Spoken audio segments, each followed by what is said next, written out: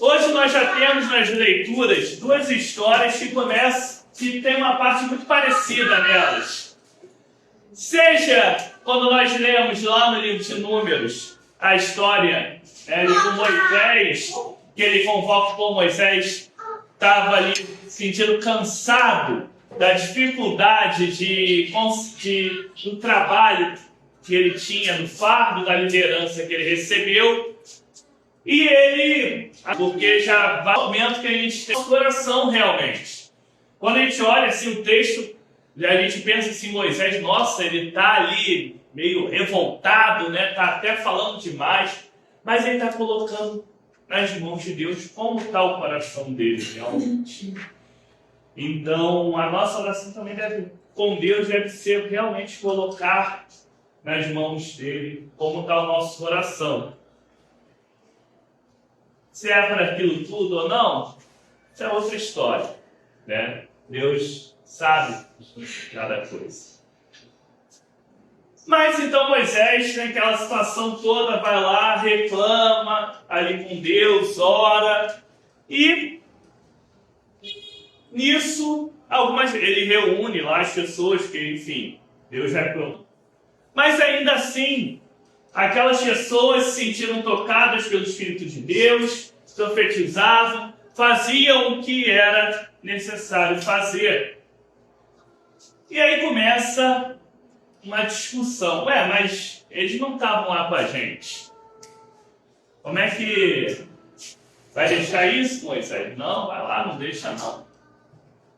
E ele mesmo fala, né, mas vocês estão com ciúme por mim? Não, eu quero que todo mundo profetize, todo mundo participe da missão, todo mundo esteja junto, conectado com Deus, esteja junto no trabalho ao povo.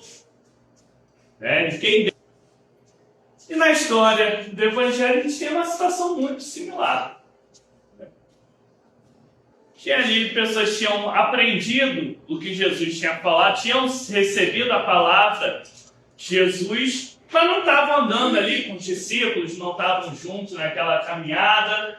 Mas, assim, eles passavam adiante e viviam aquilo que eles aprenderam de Jesus, mesmo que estando separados.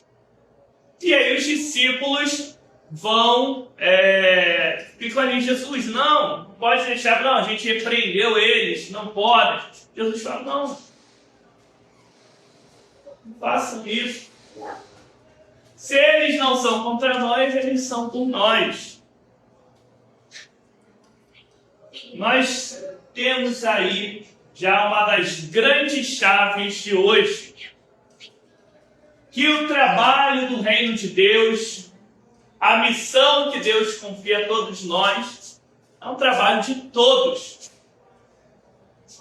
O convite de Deus é para todas as pessoas. Existem pessoas que têm dons diferentes, jeitos de ser diferentes, mas todas são chamadas a viver o reino de Deus. Já aqui e agora, participar da construção do reino de Deus. Isso daí é chamado para todos nós. Às vezes as pessoas não entendem muito bem quando a gente lê lá no Credo dos Apóstolos ou no Credo Niceno, né? Creio na Santa Igreja Católica. A Igreja Una, Santa, Católica e Apostólica. Às vezes as pessoas não entendem isso e acham que a palavra católica está falando o quê? De alguma denominação, de alguma coisa. A palavra católica quer dizer universal, quer dizer para todos. Isso é o que nós herdamos desde o tempo dos apóstolos. Que a igreja deve ser para todas as pessoas, para todos. Isso diferencia a fé cristã de outras crenças, de outras religiões, como o próprio judaísmo, onde ela nasceu. O judaísmo é uma religião de um povo, voltada para um povo específico apenas. Uma das grandes diferenças da fé cristã é justamente isso. Ela é para todas as pessoas. além dessa questão da universalidade da nossa fé, o chamado, que a comunhão com Deus deve ser para todas as pessoas, né? Não é uma exclusividade de alguma liderança religiosa, né? De algumas pessoas específicas. Deus chama a todos para a comunhão com Ele. Também, os textos de hoje nos trazem um outro detalhe muito interessante.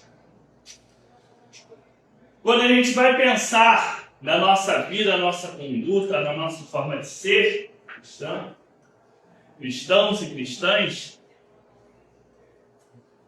nós devemos sempre estar analisando se a nossa conduta, a nossa forma de ser, a nossa forma de pensar, a nossa forma de falar está sendo veículo de misericórdia, de graça ou não.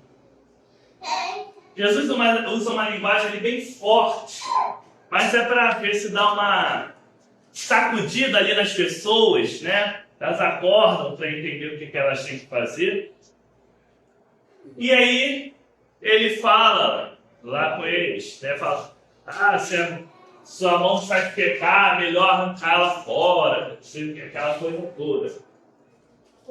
E também ele fala sobre os pequeninos, né? Aquilo que eles fizeram os pequeninos, aos menores, aos mais vulneráveis, também seria aquilo que fariam a ele. Tudo isso se resume no finalzinho do texto. Quando ele fala sobre nós sermos sal, ele lembra outra passagem, né? De nós sermos sal da terra, luz do mundo. O sal, ele só tem sentido de existir se ele está dando gosto. Sincero. Ninguém bota na comida um tempero que não tenha sabor de nada. Não faz nem sentido. Quando nós somos chamados a ser sal, quer dizer que nós devemos, por onde passarmos, deixar sabor. E qual sabor? Esse sabor da graça, da misericórdia, do amor de Deus. É isso que nos faz sermos reconhecidos como seguidores de Cristo. Nós temos um compromisso de vida.